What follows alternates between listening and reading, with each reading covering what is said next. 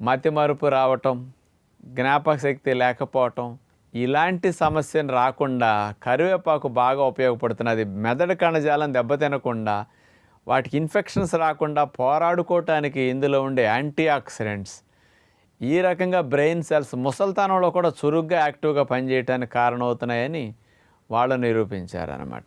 మూడవ పరిశోధన 2014 సంవత్సరం తమిళనాడులో జరిగింది, మన ఇండియాలోనే.